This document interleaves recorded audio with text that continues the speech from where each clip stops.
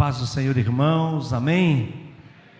Que bom, nós falávamos na volta do retiro para eles, que nós não tivemos essa oportunidade, não tinha o Teen Street na nossa época, né? A gente é de outra geração, mas vivemos em vários retiros, né? E todo retiro é bom, não importa se é o Teen Street, se é de 3 dias, se é de 7, se é de 10. Todo momento que você retira para ficar a sós com Deus, e às vezes é um retiro na sua casa, de meia hora, de 1 hora. Todo momento que você separa para Deus é um momento de impacto na nossa vida.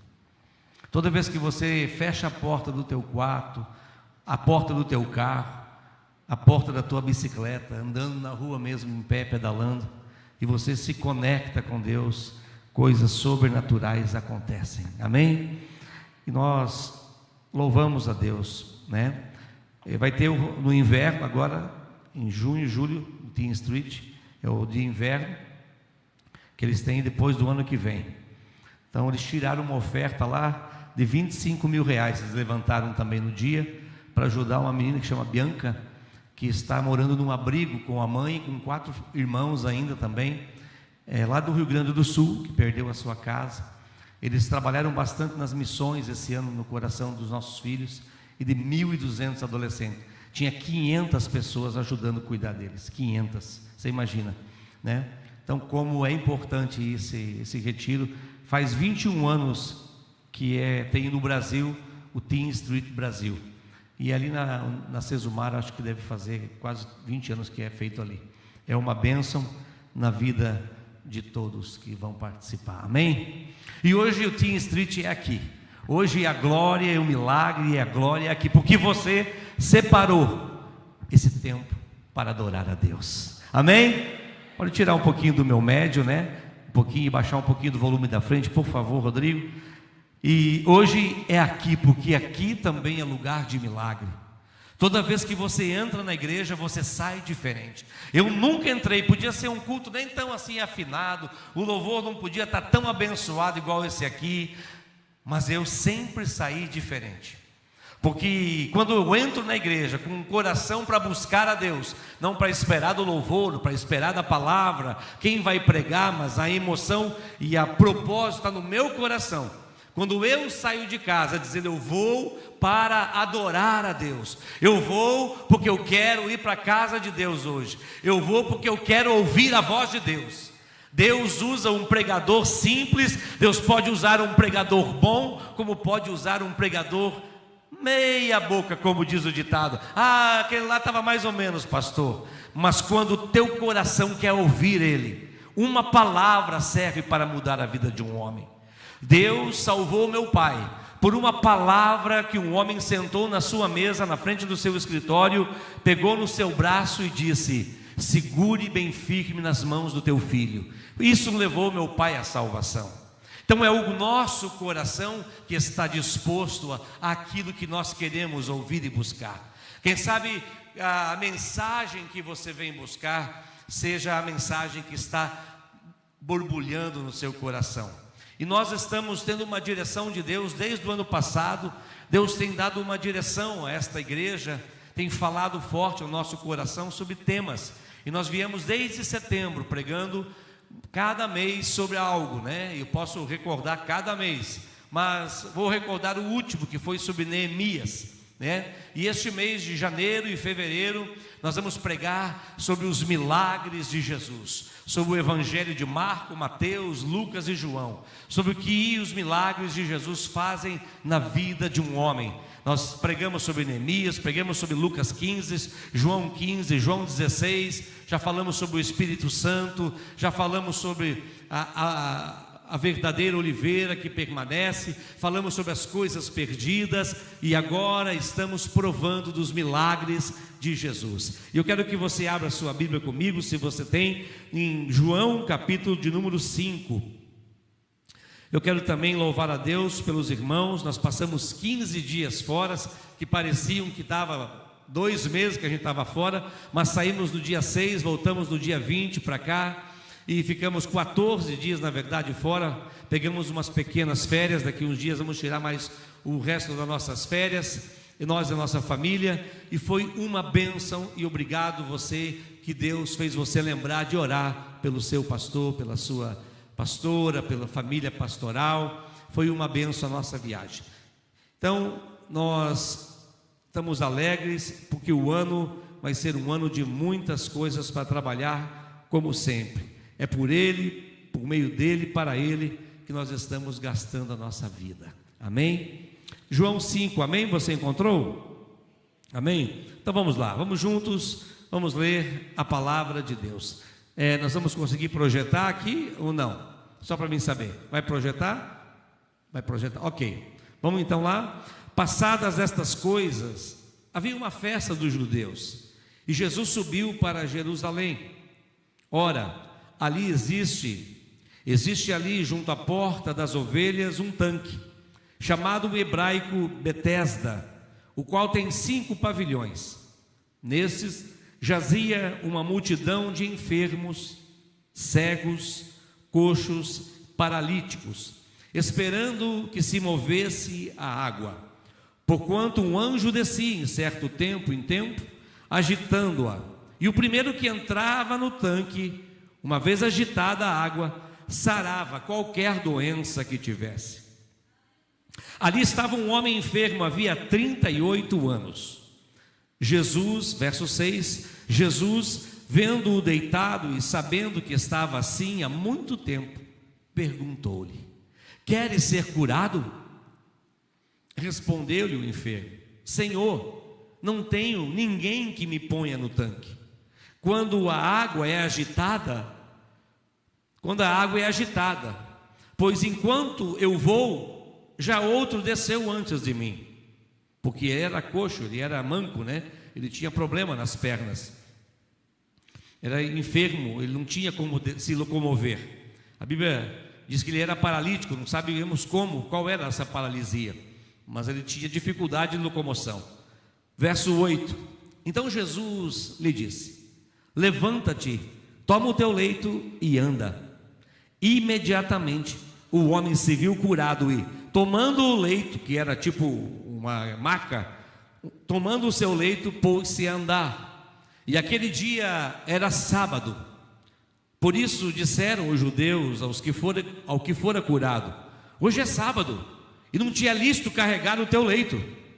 Ao que lhe respondeu o paralítico, que antes era: o mesmo que me curou me disse: toma o teu leito e anda. 12. Perguntaram ele: quem é este homem que te disse: toma o teu leito e anda? Mas o que fora curado não sabia quem era, porque Jesus havia se retirado, por haver muita gente naquele lugar. 14. Mais tarde Jesus o encontrou no templo e lhe disse: olha que já estás curado, não peques mais, para que não te suceda coisa pior. O homem retirou-se e disse aos judeus que fora Jesus quem o havia curado. E os judeus perseguiam Jesus, porque fazia estes milagres no sábado. Mas ele lhes disse: meu pai trabalha até agora, e eu trabalho também. Por isso os judeus ainda mais procuravam matá-lo, porque não somente violava o sábado, mas também dizia que Deus era o próprio Pai, fazendo-se igual a Deus. Feche os seus olhos, por favor. Pai, em nome de Jesus, aqui está a Tua palavra, Senhor, e a Tua palavra é poderosa, Senhor, e nós Te louvamos pela Tua palavra, que nós podemos lê-la, compartilhá-la na internet, aos que estão ouvindo pela internet. Ó Pai, nós podemos compartilhar com o irmão, com o vizinho. Nós temos liberdade, Senhor, em falar da palavra, em orar pelas pessoas, em enviar nossos filhos, ó Pai, a retiros. Obrigado pela liberdade que temos aqui no Brasil e na Tua presença. Meu Deus, que nós possamos aproveitar, porque nós sabemos que dias virão, aonde também em lugares como o Brasil será difícil falar e pregar a Tua palavra. Meu Deus, por isso nos ajuda a aproveitar os momentos maravilhosos que temos e as oportunidades. Fala conosco, Senhor, mas não só fala, Senhor, nesta noite faz milagres no nosso meio. Porque o Senhor, como diz a Escritura, é o mesmo ontem, é o mesmo hoje e é eternamente o mesmo Deus. O Senhor é o que fez e que faz e que sempre fará. Meu Deus, em nome de Jesus, que a presença do Espírito Santo, a presença do Teu Espírito possa estar aqui neste lugar, e já está, porque o Senhor foi exaltado nos louvores, na adoração do Teu povo, na rendição do Teu povo, Pai. Meu Deus, o Senhor agora, meu Deus, passeie em nosso meio, revelando a palavra, abrindo os olhos, abrindo os ouvidos espirituais, para que nada possa roubar a Tua palavra, porque nada pode contra a Tua palavra, e nós estamos firmados, não só pregando, mas nós queremos viver os milagres que Jesus fez, porque Jesus disse lá em João, que aqueles que creem em mim, fariam os mesmos milagres que eu fiz, e ainda os fariam maiores. Pai, nós cremos no poder que há no Teu nome, não porque nós podemos fazer, mas porque nós cremos no milagre através do Teu santo nome. Pai, em nome de Jesus, repreende toda palavra agora, toda dúvida na mente que pesa, todo, meu Deus, dúvida sobre o sábado, toda dúvida sobre milagre, Deus, agora em nome de Jesus seja tirada, arrancada, e em nome de Jesus haja milagres nesta noite. Pai, aqueles que duvidam do poder do Senhor possam provar da Tua glória nesta noite e ver que o Senhor não é só um Deus de milagre, mas é um Deus que se faz presente. Aleluia. Glória a Deus, santo é o Teu nome, Senhor. E assim nós adoramos o Teu nome e pedimos, Pai, que o Senhor, um Deus de milagre, faça um milagre no nosso meio que o Senhor desejar nesta noite, segundo a Tua vontade, em nome de Jesus. Aleluia. Glória a Deus. Amém, amém e graças a Deus. É maravilhoso ver o Senhor Jesus. Quando eu começo a ler os evangelhos, quando eu tiro o meu devocional, só ler a Bíblia nos evangelhos de Mateus, Marcos, Lucas e João. É uma dificuldade ler a Bíblia aqui, porque a gente não consegue sair do lugar.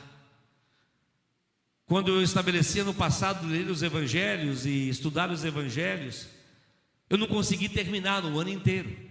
Porque não dá para terminar, porque a gente começa a ler e a gente começa a ficar encantado com aquilo que Cristo fez, que aquilo que Cristo faz, e que aquilo que Cristo pode fazer na nossa vida. Foi maravilhoso, e hoje me deparando com esse texto novamente com os irmãos, diz a Bíblia que passadas estas coisas, havia uma festa dos judeus, e Jesus subiu para lá. Olha que lindo.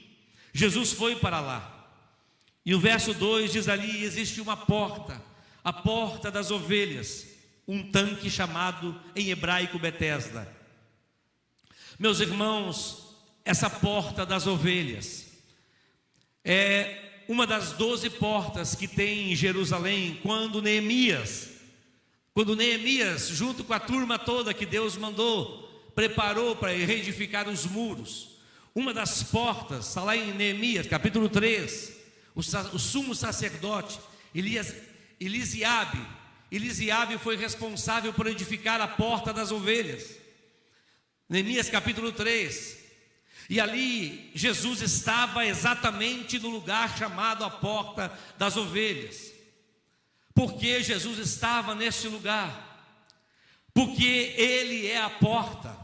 Se você for para João capítulo 10, Jesus começa a falar que Ele é o bom pastor, que Ele é a porta.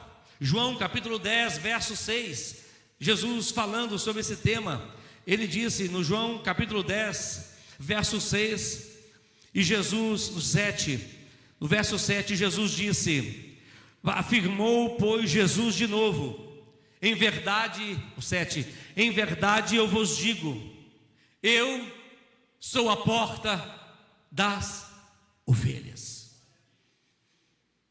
Jesus estava exatamente no lugar onde os judeus ali comemoravam uma festa, e na frente daquele lugar era o lugar da porta das ovelhas. O que era esse lugar?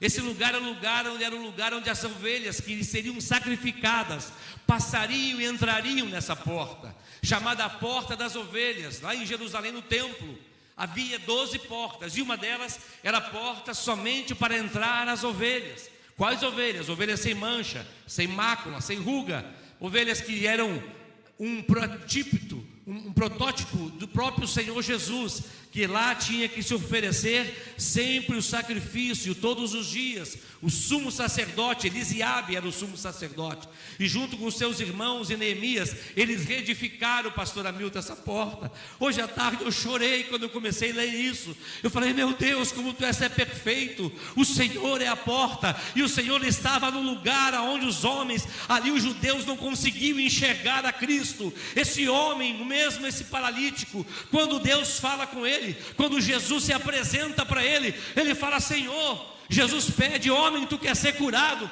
E ele não viu quem era aquele homem, ele não percebia quem era Jesus. Ele disse: Senhor, como é que eu vou ser curado se eu não posso? Cada vez que a água se agita, eu não consigo entrar. Ele não percebeu aquele homem, quem estava na sua frente, perguntando para ele: você quer ser curado? Ele não percebeu, como os judeus não percebiam quem era o Cristo, quem era o Salvador, quem era o Senhor. Para frente você vai ver que depois, para frente, esse homem diz: foi Jesus que me curou. Porque então, certamente após a sua cura, ele ficou ali, imagina o burburinho que deu aquilo. Um borbulho tão grande que os judeus, por causa que era sábado, falaram: vamos matar esse homem, porque esse homem quebra a lei, faz milagre em dia de sábado. Você sabia que todos os textos dos evangelhos apontam o único motivo que os judeus sacerdotes começaram a perseguir Jesus? Porque ele fazia os milagres ao sábado. Os 4 evangelhos revelam isso.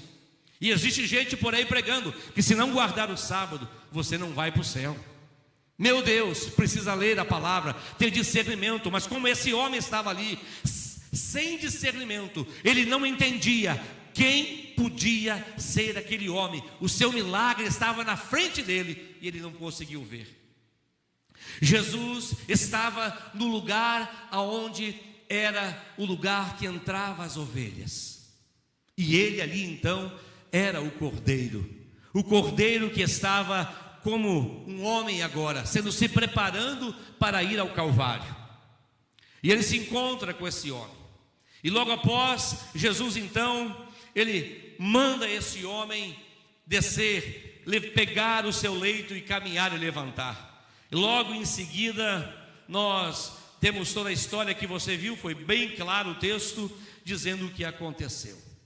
E dentro disso tudo, nós podemos aprender algumas coisas com isso aqui. Muitas coisas. Na verdade, eu separei algumas verdades nesse texto que nós precisamos aprender. E a primeira verdade está no verso de número 5.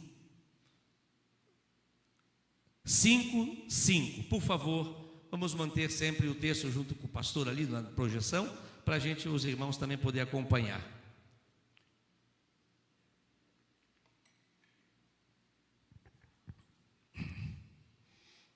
Glória a Deus. Estava ali um homem enfermo, havia quanto tempo? 38 anos.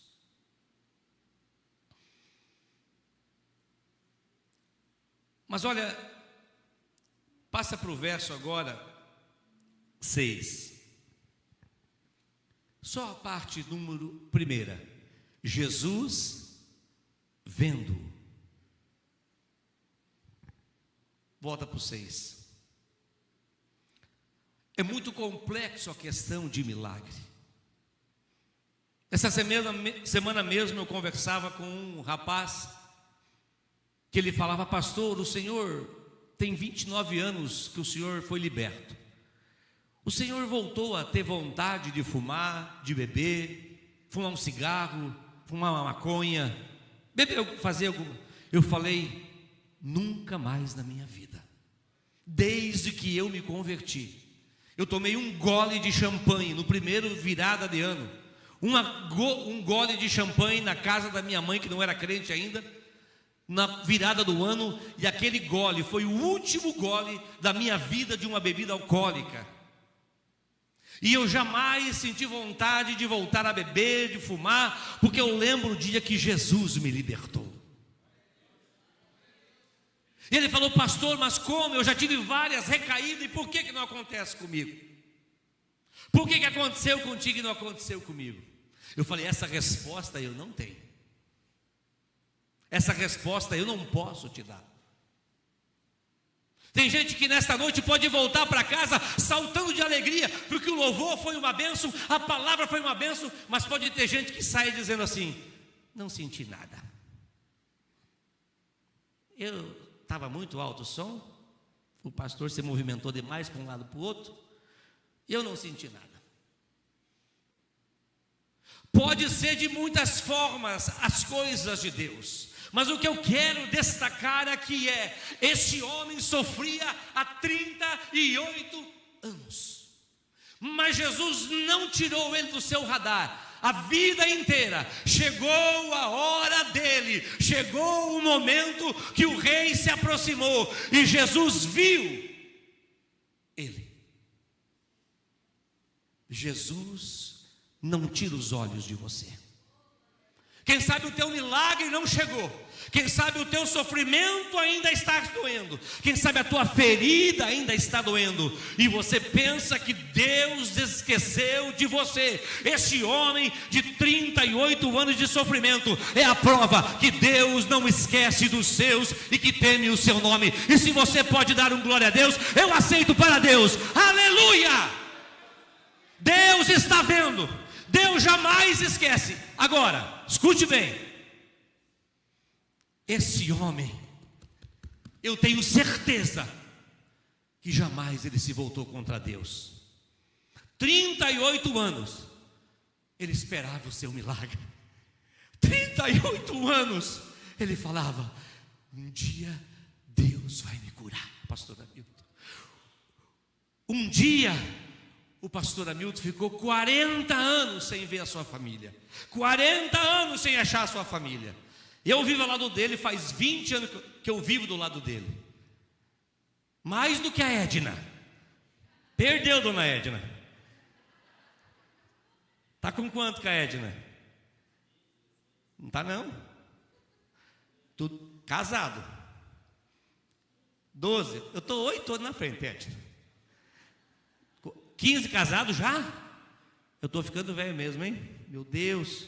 Já 15. Eu já estou a 20. Eu nunca vi o pastor Hamilton.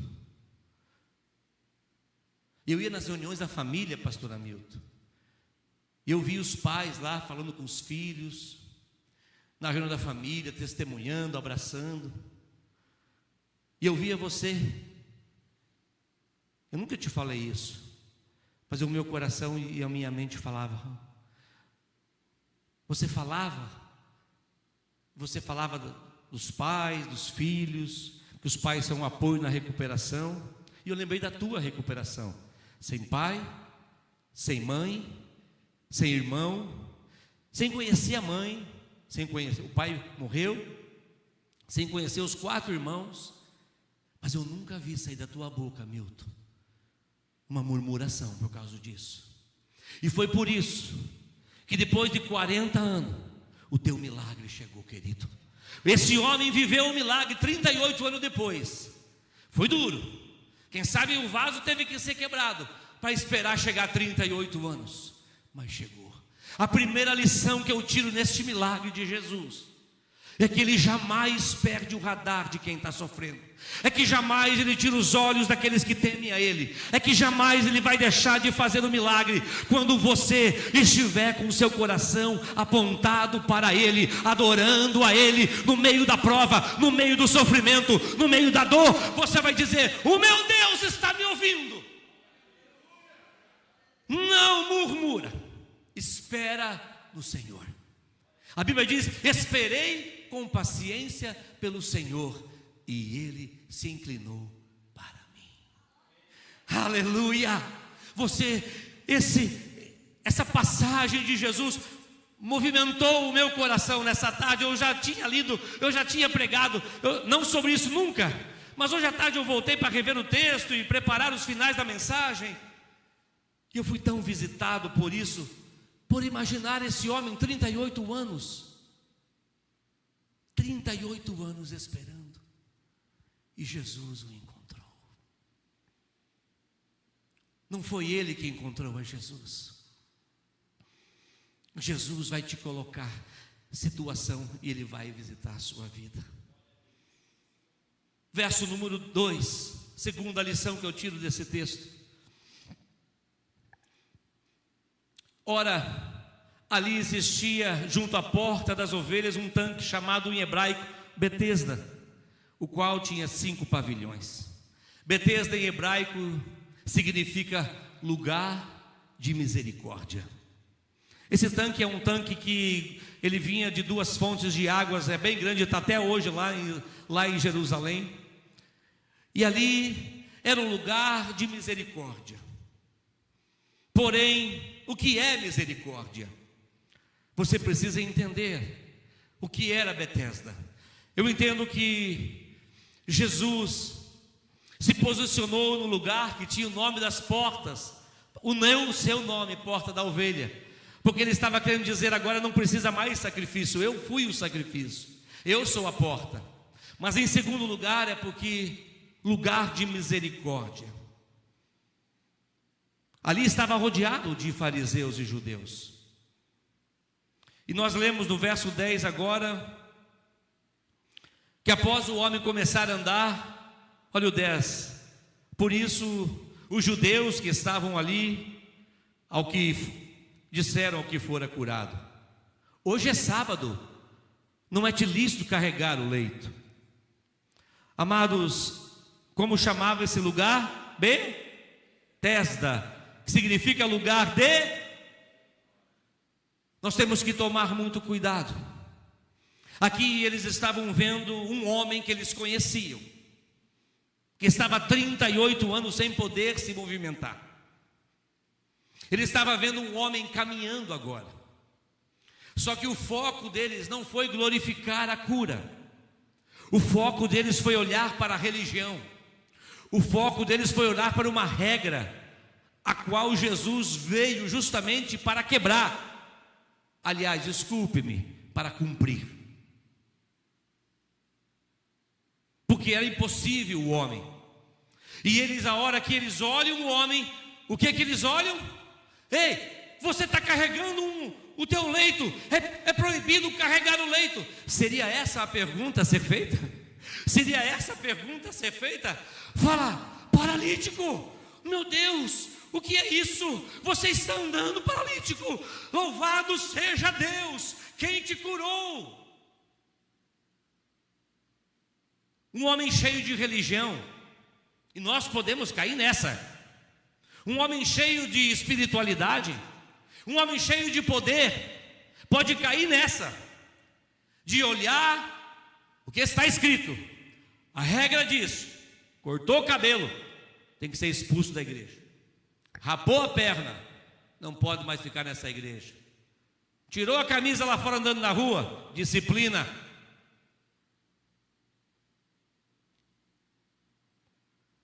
Foi orar por alguém sem o pastor saber, está fora da igreja. Foi viajar, não avisou o pastor. Que é isso, irmão? Não tem mais submissão? Não pediu direção para o pastor para viajar? Tem igreja que faz assim, irmão. Esse lugar era um lugar de ver vida sendo transformada. Aquele lugar estava cheio de homens e mulheres. Diz a Bíblia que estava cheio de enfermos, cegos, coxos e paralíticos. Imagina, era pior que uma UPA aqui, imagina a UPA lotada de paralíticos, cegos, cheio de gente. Aqueles homens, na hora que viram aquele homem sendo curado, eles olharam para o que ele estava carregando, para a lei que ele estava quebrando, a lei do sábado, que não podia nem carregar o seu leito, o homem que fora curado. Irmãos, esse texto nos ensina que eles quebraram o texto de Betesda, tiraram a essência daquele lugar, que era o lugar de misericórdia. Meus amados, me veio um texto agora à mente, Tiago capítulo 1, por favor.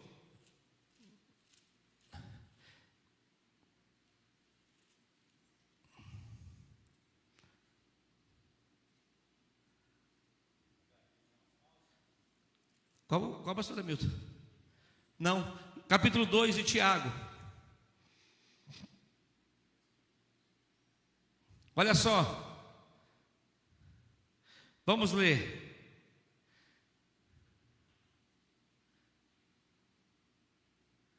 Vamos ler do 2.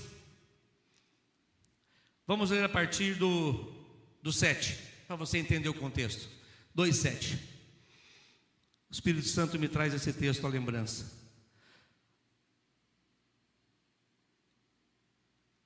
8. Se vós, contudo, observais a lei régia, segundo a Escritura, Tiago escrevendo: amarás o teu próximo como a ti mesmo, fazeis bem. Se, todavia, fazeis acepção de pessoas, divisão, estava dizendo aqui do contexto da igreja, entrava um rico e um pobre, e aí dava mais valor para o rico e o pobre não dava atenção, era mais ou menos esse o assunto aqui. 9. Se todavia vocês fazem acepção, que é diferença ou separação de pessoas, vocês cometem pecado, sendo arguidos pela lei como transgressores. E agora escuta o 10. Quem que entra aqui? Pois qualquer que guarda toda a lei, mas tropeça em um só ponto, se torna culpado de todos. Por isso que Jesus teve que vir cumprir o sábado. Por isso que Jesus teve que vir cumprir o sábado. Porque quero ver o homem que não tropeça de guardar o sábado, fazer alguma coisa, Milton. Por isso, pastor, que ele cumpriu toda a lei. Ele diz: olha, qualquer que cumpra toda a lei, mas só nenhuma coisa tropeça sobre tudo. Por isso que Cristo tinha que ser o Salvador. Por isso que nós não chegamos lá por um esforço nosso, mas pela graça que está em Senhor Jesus. Aleluia. Por isso Ele é o nosso Salvador, não é nós que nos salvamos. Como diz o espírita por aí, né? Você vai morrendo, vai melhorando, vai morrendo, vai encarnando para melhorar. Não tem nada disso não. Você morre porque Jesus pagou o preço por você, está melhorado. Aleluia. Mas escuta, verso 11, não parou. Porquanto aquele que disse: não adulterarás, também ordenou: não matarás. Ora, se não adulteras, porém matas, vens a ser transgressor da lei. Falai de tal maneira, e de tal maneira procedeis, como aqueles que hão de ser julgados pela liberdade da lei. Agora o 13 que me interessa. Porque o juízo é sem misericórdia para aquele que não usou de misericórdia. Agora pega o final. A misericórdia triunfa sobre o juízo. Deixa aí, vamos ler de novo. Porque o juízo de Deus, quando Deus for julgar eu e você, é sem misericórdia para com aquele que não teve misericórdia. Porque a misericórdia, ela pode triunfar sobre o juízo. É forte, como diz o pastor Joel. É forte. Eu aprendo nesse texto que esses homens não viram aquele homem com olhos de misericórdia. E misericórdia, o que é? É deixar de dar o que a pessoa merece. Graça é dar o que a pessoa não merece. É o que nós recebemos. Graça, nós não merecíamos a salvação. Nós éramos os piores do mundo, somos até hoje. A graça nos alcançou. E a misericórdia é dar o que a pessoa não merece. Glória a Deus.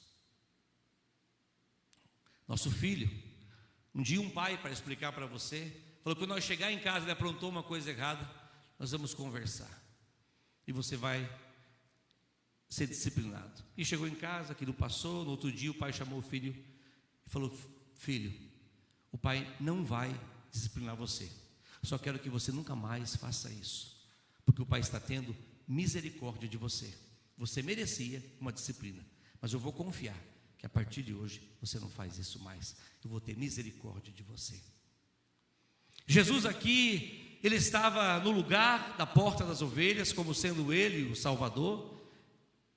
Ele era o Deus da misericórdia para esse homem, e ele era a resposta para esse homem, de que Deus estava a par e perto do seu sofrimento. Assim como na sua vida. Quem sabe você passa situações que você fala: meu Deus, eu não vou mais aguentar. Você vai aguentar. Você vai aguentar. Você só não vai aguentar se você mudar para quem você vai clamar. Você só não vai aguentar se você deixar de adorar.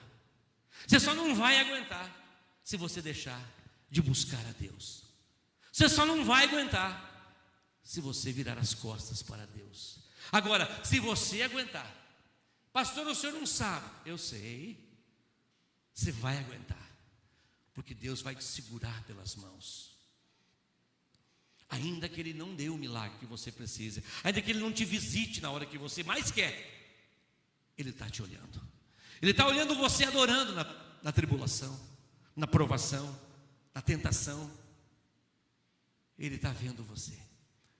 E você vai aguentar, porque o teu Deus não vai deixar você. É como Pedro, que ia sobre as águas, estava indo animado, e de repente ele começou a olhar para o vento, para as ondas, e ele começou a afundar. Jesus passou a mão nele e falou: levanta, Pedro. Homem de quê? De pouca fé. Se você tivesse mantido a fé de quem você estava olhando, Pedro, você caminharia até o barco. Mas como você olhou para as tempestades, você tirou os olhos de mim, Pedro, não tem outra saída, você afunda. Por isso nós aprendemos aqui que a misericórdia deve ser exercida por nós. Nós temos que tomar cuidado com as nossas regras. As regras são boas. Lá no projeto nós somos cheios de regras, mas nós já flexibilizamos essas regras diversas vezes. Lá eu digo para o pastor Hamilton, quando os obreiros vão precisar disciplinar um aluno, desligar, nós já desligamos, já praticamos atos sem misericórdias. Isso aí dá para contar, perder a contagem. Quando nós éramos mais novos, não tínhamos experiência, a regra era tudo, olhos sem misericórdia. A gente vai crescendo, a gente vai amadurecendo, a gente vai entendendo as pessoas, entendendo melhor o vício, entendendo melhor o que acontece com a pessoa, a sua casa, e a gente vai ficando mais misericordioso. A gente vai sofrendo na nossa casa o que nós era sem misericórdia na vida do outro, de repente acontece no nosso lar, e daí a gente fala: meu Deus, aconteceu aqui em casa, e agora é o que eu estava dizendo que não podia acontecer no outro. Aí eu fico mais misericordioso. Nós amadurecemos na misericórdia, nós vamos crescendo na misericórdia, porque nós somos homens. Você na sua empresa, no seu trabalho, na sua casa: ah, essa panela não pode sair daqui, a mulher fala. Ah, e esse vaso? Você sair daqui. Aí se o homem mudar de lugar aquele vaso: ah, essa aqui não pode sair daqui. A empregada, meu Deus do céu, a secretária do lar treme até de mexer naquele vaso. Ai, meu Deus, eu vou ter que limpar esse vaso, porque se eu quebrar...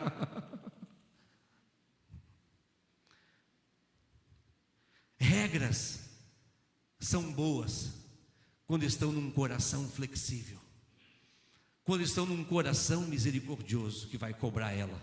Porque um lugar sem regra é baderna, mas um lugar sem misericórdia é maldição. Eu aprendo nesse texto que Jesus estava querendo ensinar aqueles homens a ter misericórdia daquele homem. Só que eles estavam firmados numa regra. E aí não era mais só contra o paralítico que eles ficaram bravos. Também contra Jesus. No verso 16, João 5,16, por favor, diz assim: e os judeus, João 5,16, e os judeus perseguiam a Jesus,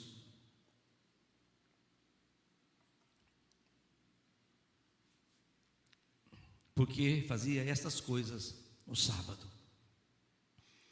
Eles não conseguiram ver um homem sendo livre de um sofrimento de 38 anos.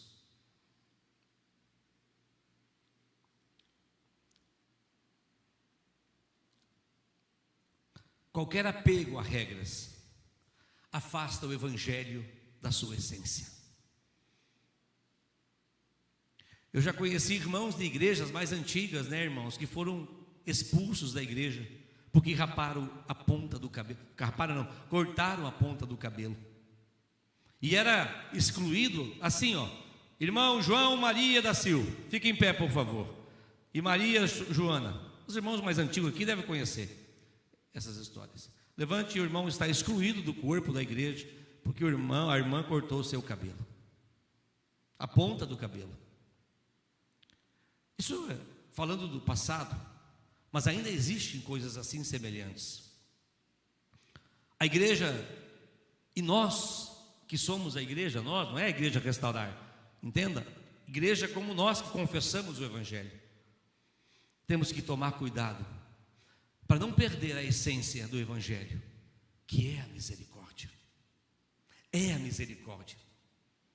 Nossos olhos têm que estar cheios de misericórdia toda vez que acontecer uma situação. Feche os seus olhos um pouquinho. Diga: Senhor, me ajuda a ter olhos de misericórdia na minha casa, na minha cidade e no meu país. Eu quero, Senhor, ser um Betesda, ser um lugar de misericórdia. Amém.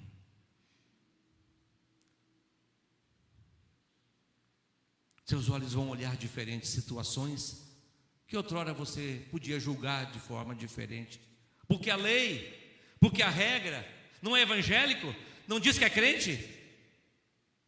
Calma, calma. Não é crente? Calma, ele é crente, mas ele pode ter pecado. Só que Jesus, ele gosta de resolver as coisas. E Jesus não deixa as coisas pela metade. Jesus estava olhando aquele homem há 38 anos sofrendo. Jesus via no coração dele um Deus que era ele mesmo, o porta das ovelhas. Porque a Bíblia diz que aquele que teme a Deus, aquele que teme ao Senhor, um dia será revelado a ele a salvação. E Jesus então se apresenta àquele homem, faz um milagre na vida dele. E é a última coisa que eu quero falar, o que Deus então encerra o tratamento com aquele homem.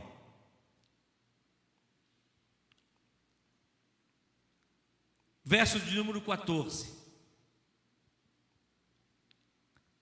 Mais tarde, Jesus o encontrou aonde? De novo?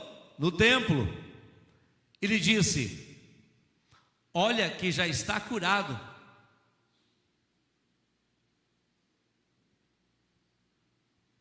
Não peques mais. Mas Jesus não para aí. Por quê? Para que não suceda coisa pior. Se tivesse parado só no milagre, pastor Hamilton, estava faltando um pedaço dessa história. Você quer o milagre? Ou você quer o Deus dos milagres? Jesus estava dizendo. Você quer uma solução para o teu problema de 38 anos?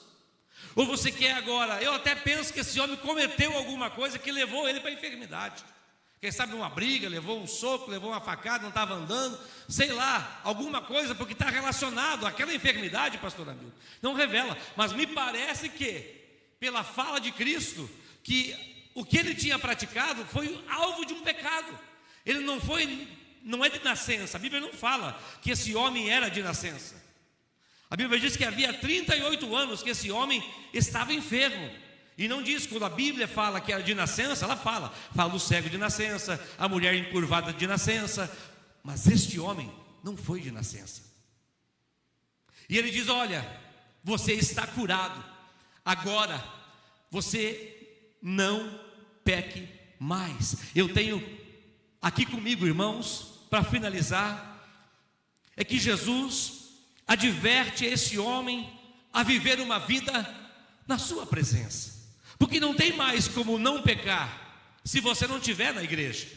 se você não tiver entrado pela porta das ovelhas, se você não tiver entrado pela porta para fazer parte da igreja, se você vier aqui buscar a libertação de um vício, de um problema de cigarro, de maconha, de prostituição, se você vier aqui para receber uma oração, dizer: pastor, eu sou uma prostituta, eu estou me prostituindo, alguém vem aí e pergunta, eu sou um ladrão, pastor, eu sou alguém que comete crimes, eu já orei por um pecador com 2 pistolas na cinta do PCC, chegou para mim, sentado numa mesa da igreja, lá do Evangelho Pleno, um dia eu sentado sozinho com um homem do PCC, e ele me falou assim: pastor, fala alguma coisa para mim. Eu falei: eu não sou pastor, eu tinha 2 anos de casa de recuperação, eu tinha 28 anos, e esse homem era um pistoleiro do PCC. Eu peguei ele na rodoviária, ele desafiou a Deus, falou: o senhor é um homem de Deus? O senhor é um desses por aí? Eu falei: rapaz, não mexe com meu Deus não. Falei: o que você quer? Falei: eu quero encontrar um homem de Deus para conversar. Falei: então você achou? Falei para ele. Meu Deus, o homem era um gigante, com uma pochete assim, e eu vi que tinha uns volumes aqui do lado. Eu falei: espera aí que eu vou levar um na casa de recuperação, internar, que eu tinha deixado no hotel, paguei um hotel ali perto da rodoviária, internei no hotel, até abri uma vaga na casa, vim buscar o cara que eu tinha pago o hotel para ele. Olha que eu alugava os hotéis, pastor Hamilton, perto da rodoviária, eu estava mesmo feio, né? Não entendia nada, né? Hein, Bruno? Larguei lá no meio do Povarel, era onde que eu tinha dinheiro para pagar, o hotel era baratinho, acho que era R$17, acho que era diário, era o dinheiro que eu tinha. Voltei, peguei esse sonho, fui para dentro da igreja com ele, abri a igreja numa segunda-feira, sentamos numa mesa, eu de um lado, ele da outra, eu com a Bíblia aberta, e ele falou: pastor, eu estou cansado de matar, o que eu faço? Me diz alguma coisa.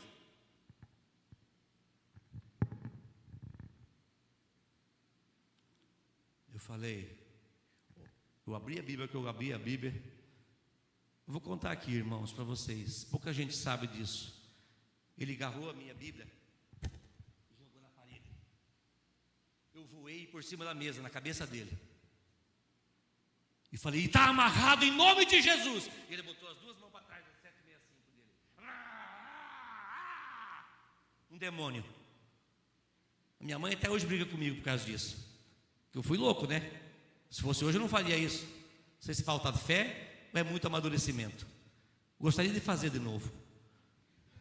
Falar a verdade.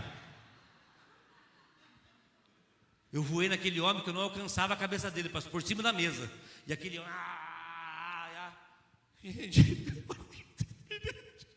a hora que eu terminei de orar por ele, ele foi soltando as armas. E ele começou a chorar na minha frente igual uma criança. E ele falou assim, ele falou: pastor, me ajuda. Nessa hora, esse homem estava vendo que ele estava diante de Deus. Ele estava diante de Deus. Os seus olhos foram abertos. E ele disse: pastor, me ajuda, eu não aguento mais matar.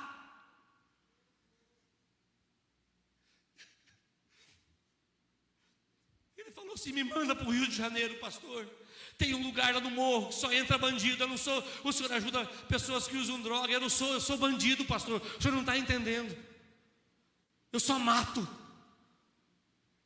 Me manda para um lugar, pastor. Me passou o telefone do pastor Sérgio, paralítico de cadeira de roda, pastor Hamilton, que estava no morro. Lá não entra polícia, não entra ladrão no morro. Casa de recuperação para bandido. Me liga para o pastor. E eu... Meu Deus, eu tremia depois de medo, irmãos. Eu estava igual Elias, pastor. Depois de derrubar lá os profetas, saí correndo me esconder. A Fabiana lembra disso aí. Meu Senhor amado, o medo que eu andava, me pelava de medo, como diz o ditado. Depois que veio aquela força de Deus, veio um medo sobre mim.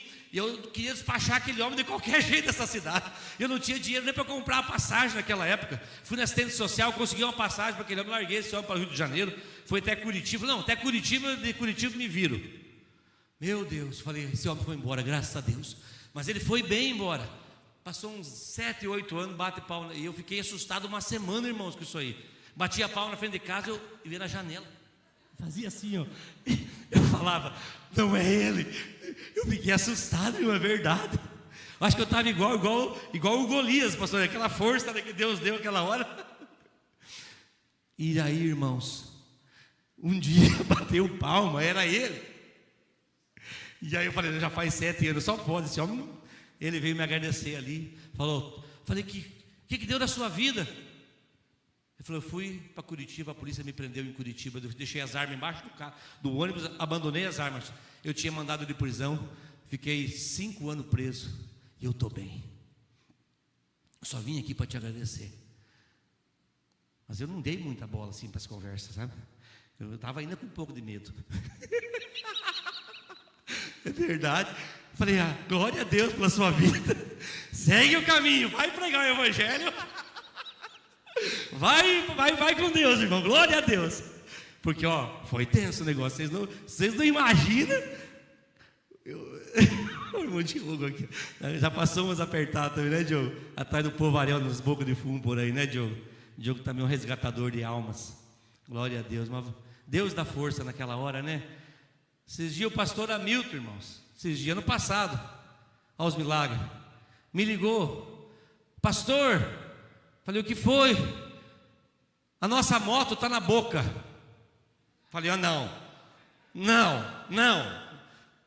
Sim, pastor, aquele rapaz que veio trabalhar aqui, caiu, e foi lá na boca, e está na boca, eu estou descendo lá buscar a nossa moto. Falei, você está louco, pastor Hamilton? Não, eu vou descer buscar a nossa moto, porque é nossa moto, e eu vou lá na boca. Falei, não é possível. Eu já me pelando de medo, como diz o ditado, lá do outro lado, estava viajando. Se eu já não vou, já estava meio arregado. Mas daí, foi lá na boca, irmãos, e essa moto é do projeto. Está aqui o documento? Meu cara trocou por droga aqui. Não, mas ele trocou, mas não é dele, é nossa essa moto. Não, mas a moto já não está mais aqui, a moto já saiu, não está aqui, ele falou. A moto já subiu. Foi lá para cima, a outra boca. Foi lá o pastor Hamilton da outra boca. Eu vim buscar a moto. Que moto? Não sei o que, não sei. Não, mas já nem pagou nada. Não, era R$800. Daí eu paguei os 800, né, pastor? Mandei o dinheiro para pagar o boca e falei, leva a nossa moto embora. Resgate da moto. Mas eu não sei nem se eu ia na boca lá. O pastor Hamilton foi tomado de força. Foi nas 2 bocas dos caras perigosos aqui de Umuarama. Deus nos dá uma intrepidez quando você precisar, que não é tua, é do Espírito Santo.